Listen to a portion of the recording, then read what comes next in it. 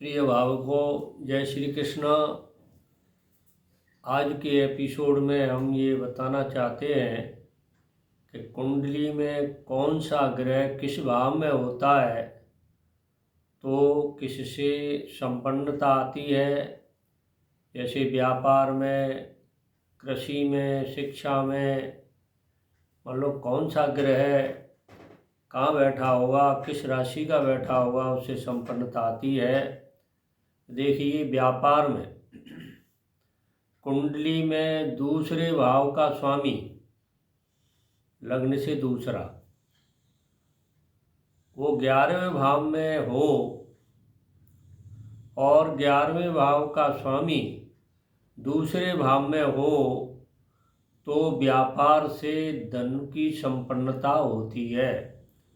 यानी उस व्यक्ति को व्यापार से बहुत अधिक लाभ होगा। दूसरे भाव का मालिक 11वें भाव में हो और 11वें भाव का मालिक दूसरे भाव में हो तो व्यापार से संपन्नता आती है। अब देखिए, कृषि में किस भाव से संपन्नता आती है। सभी ग्रह आरंभ आपस में त्रिकोण में हो। मतलब त्रिकोण का मतलब ये होता है कि प्रत्येक ग्रह जिस भाव में बैठा है और एक नवे उससे नवे में हो या 5वें भाव में हो, सभी ग्रह ऐसे ही बैठे हों, एक दूसरे से 5वें और 9वें भाव में बैठे हों, और लेकिन कोई ग्रह केंद्र में नहीं हो, लग्न में नहीं हो, तो ऐसा व्यक्ति कृषि से संपन्नता प्राप्त करता है। यानी प्रत्येक ग्रह एक दूसरे से त्रिकोण में हो और लग्न में कोई ग्रह न हो तो उस व्यक्ति को कृषि क्षेत्र से संपन्नता मिलती है। या सातों ग्रह केवल 7 ग्रह, मतलब राहु और केतु को छोड़ करके जो 7 ग्रह हैं वो केवल 4 भाव में हो, 4 घरों में बैठे हों। शुक्र, शनि, बुध नवम भाव में हो तो भी कृषि से संपन्नता आती है। उस व्यक्ति के जीवन में कृषि से संपन्नता आती है। तो देखिए, ये कृषि से संपन्नता हो गई। अब शिक्षा के क्षेत्र में कौन से व्यक्ति उन्नति करते हैं तो कुंडली में देखिए, चंद्र, बुध, गुरु ये नवम भाव में हो। यानी जिस व्यक्ति की कुंडली में चंद्र, बुध, गुरु ये 9वें भाव में होते हैं तो व्यक्ति शिक्षा के कार्य से संपन्नता प्राप्त करता है।